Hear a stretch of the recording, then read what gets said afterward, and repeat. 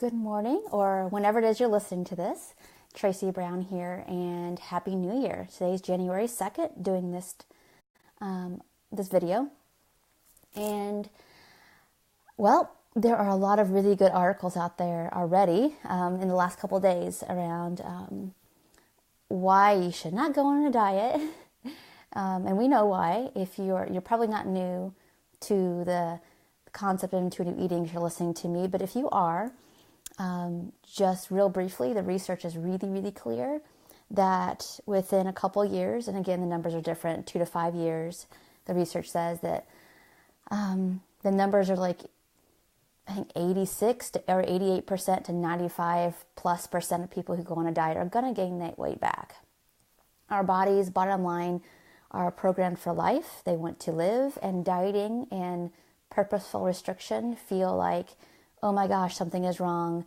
Let's basically circle the wagons and protect ourselves from death. And so that's why you see the metabolic slowdown, the differences in how your hormones work, how your brain works, how your moods are affected, because your body is, I've got to keep this being alive. I've got to keep myself alive.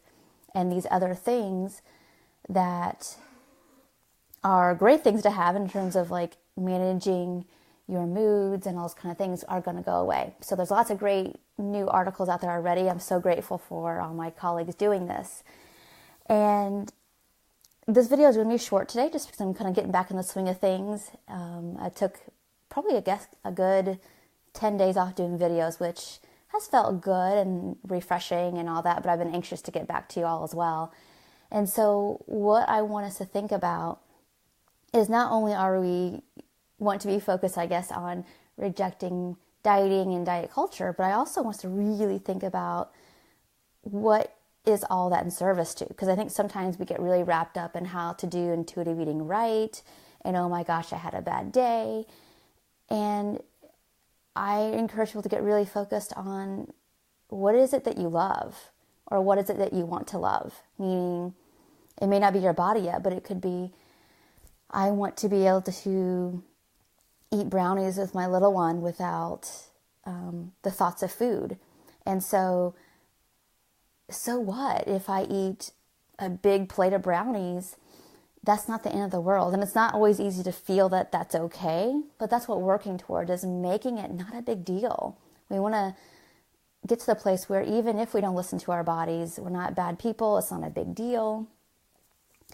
And that's what this is really about. It's not about being the best intuitive eater and knowing exactly what you should be eating when you should be eating it, with shoulds and quotes, of course. That stuff's great. And, for me, what feels more important is, know our motives, whether we're going to eat a whole plate full of brownies or not, or we're going to eat a smoothie with lots of fruit in or not. Like, what is our motive for that? And for me, that's what feels important, is knowing what it is in each, like being attuned enough and connected with yourself in most moments. We don't need to be perfect. In fact, I think trying to be overly even attuned, or if you're spiritually inclined to be that way, you miss out on just actually, again, being more in your life. And so sometimes we're just going to want to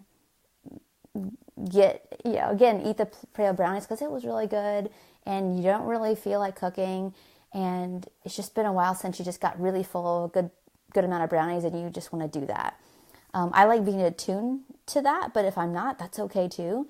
And my body's always going to give me feedback that I can turn to and trust over and over again, so I can let go with the worry. And that is also a really amazing sign that you have let go a lot of the food and body judgment and the prejudice as well. So that was kind of off topic a little bit from this idea of like, what is it that we love? But that's what we want to focus on. I love, being really, really present to my family, and I love being of service, and I love watching people do their work in the world, and that may be reconciling with family. That might be, doing something professional, in this kind of work, or maybe something totally different. And maybe that you get really clear, like, oh, I don't even want to do this kind of work. I thought I did because I'm just so happy with the freedom of intuitive eating. But what I really want is to be a zookeeper, or to mow lawns, or to open a bakery, or whatever it is. That's the stuff that I love. Or maybe like, I don't really think I want to be in business. I want to be a minister, or whatever it is that we find that we get called to. That's what I love. And that's what I want us to be focusing on. Not only, sometimes we have to be in that like reject mode and have our senses up to like what feels like diet mentality, what doesn't. And that's super important. We need those kind of boundaries to learn like, okay, what's good for me and what's not. But it's also, you get up in the morning, and what is it that this day of trying to be attuned with your food and your body is in service of? And it could be just so you know how to slow down and get out of this fight or flight pattern. Or maybe it's, I have one more day left of vacation with my little one today, and that's why I want to listen to myself, so I can be more present to whatever happens with that day with her. So keep that in your intentions as well. It's not only rejecting diets and not going a diet, but also what the point of all of this is anyway. Something else I want to talk about real briefly is the idea of simplicity. I tend to be a big picture kind of person, like really, like whenever a person comes to me, I'm pretty easily and quickly able to see like how all the things are working together for them. And it's easy when you can do that to get really overwhelmed with trying to do too much too fast. And if you're anything like me, it's going back to, okay, what's this one thing that's in front of me right now that needs to be done in service of this bigger picture? So if you're in a decoding mode in your work, in terms of like every time you say, I feel fat, you're like big into decoding everything. To me, that's what you're working on.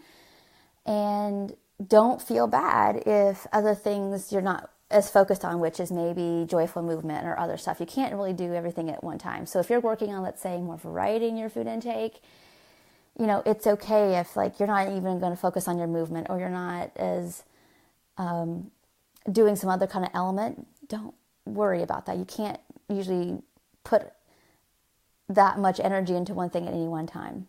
Okay, so if you're a professional watching me right now or listening, that's awesome. And if you're working on like how you're doing your business, your marketing, whatever, and and I teach all those different kind of elements, but most of my teaching is really around how to be very, very present to our clients in that fiercely loving kind of way we can do and be, and decoding skills.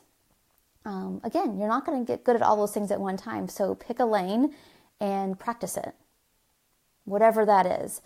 So for right now in my world, I'm focusing a ton on, trauma work and attachment styles, and how that really impacts, and I've been doing that for a couple of years now, impacts, how easily or quickly it is to make peace with food. And that's all kind of really intense, in-depth stuff. So I had to focus on it a lot, because again, I'm in this to be of service and to help people get back into their life as freely and quickly as I can. So this process isn't always quick, but sometimes I think it gets drawn out longer than it could be or should be. Sometimes that's just the evolution of this kind of work in our practice. And sometimes it's just, we don't know enough yet to know that there's more that we, like a focus, a little bit better, different focus could be helpful. So anyway, let that be okay. If like, oh, everybody else is doing this other thing. And I'm like, I think we have to let that kind of thinking go too. So like I said, if you're in your process and you see other people doing other things, like they're just letting themselves eat whatever, and that scares the crap out of you, that's okay. Start with where you're at in whatever capacity you can, and eventually you'll be there too. It's just take your time with that. So I hope that was helpful. As I tend to do, again, I see the big picture of how things evolve really fast. So it's, let's go back to simplicity and our reasons that the things that we love. Like, what is it that we love, or that we want to love? And that will be in big service to whatever it is that we're working on for this day, this month, this year, and whatever is to come. So hope this was helpful, and I will be with you hopefully tomorrow, if not tomorrow, in the day soon. I'll talk to y'all soon. Thank you so much. Oh, and be looking out for, I'm doing a new gift on my website about some decoding work that I'm real excited about, that comes pretty directly from a session that I think was really powerful.